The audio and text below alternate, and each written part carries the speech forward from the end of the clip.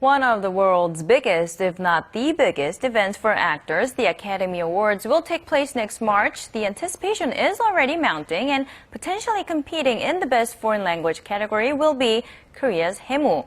For more, we have our film critic Jason Bechervaise live in the studio. Good afternoon, Jason. Good afternoon. How does it exactly work? So Korea submits a film and then it needs to wait to see whether it gets shortlisted. Yeah, it's quite a complicated process. Last year, over 70 countries submitted a film for the Best Foreign Language Award. So there are many, many films. So what you essentially have is you have several hundred Academy voters who basically watch all these films on screeners. And then you have 6 films that are shortlisted, and then they add another 3. No, those 3 are selected by a special committee, which basically they're there to ensure that no films have been overlooked. So they'll add another 3 films. And then you have voters from both the West Coast and the East Coast, which will then pick 5 final films for the official nominees, if you like, in January.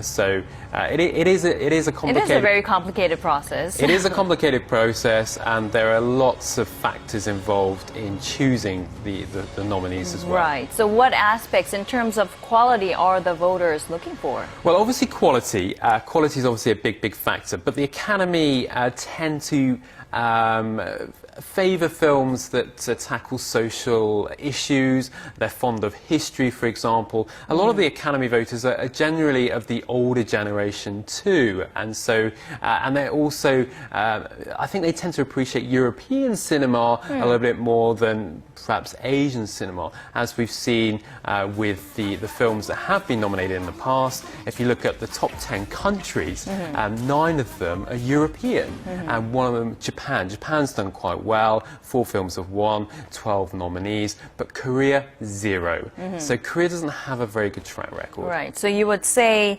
when it comes to the foreign language film category that the Oscars are a little bit more Eurocentric.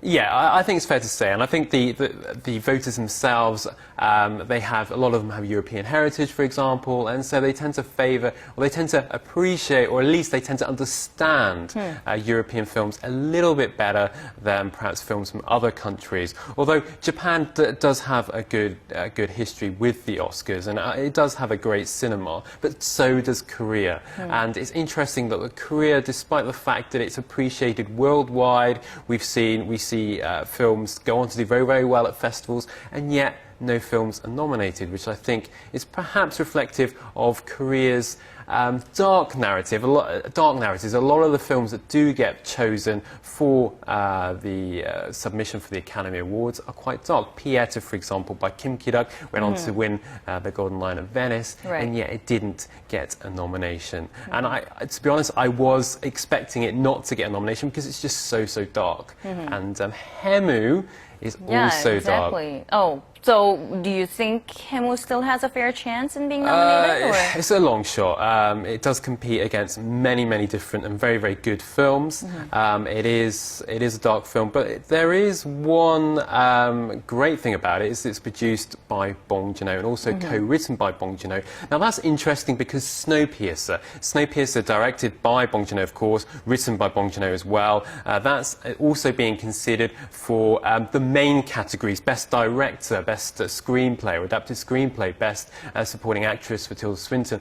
It's a long shot again for those nominations to go through, but I think it stands a good chance, and it's very well received in the United States. And with his name attached to it, I think it was a good decision to submit that film. So the reason why HAEMOO was being submitted by Korea is because perhaps the name brand of I think it's a factor, but also I think it was also very well received at the Toronto International Film Festival, where it premiered. Well, the international premiere was a gala presentation, so it had a big spotlight there. And I was actually there for the festival, and it was very well received. Okay.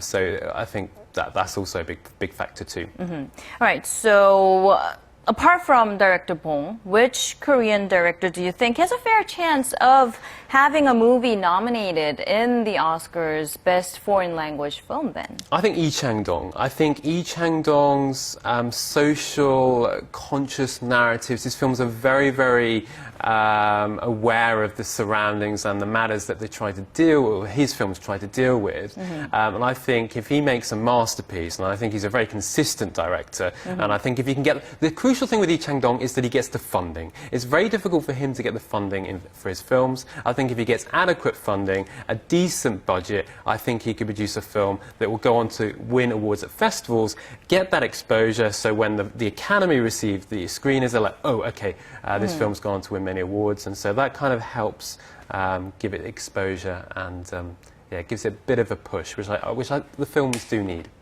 And you said the results will come out, or I mean, HAEMOO will be able to find out whether it gets nominated or not in January? Yeah, ultimately, we'll all know in January as to the final shortlist. They may actually cut it down in the meantime, because you've got 70-odd films that have been submitted. So that may be cut down. But yeah, ultimately, we'll hear in January as to whether it's been nominated or not. I'm hoping it is. I'm hoping it is. I'm really, really hoping it is, because I think it deserves to be nominated. It's the best commercial film of the year, but we'll have to wait and see. Some people maybe felt A Girl at My Door, which is also a very, very good film. In fact, probably a better film. But I think they made the right decision with this film, HAEMOO, because it's got Bong Joon-ho's name, and it was also very well received in Toronto, which obviously is in North America, which is where the Oscars happen. Okay, all right. Come January, we will find out the results. Thank you, Jason, for dropping by today and bringing us all these stories. Thank you for having me.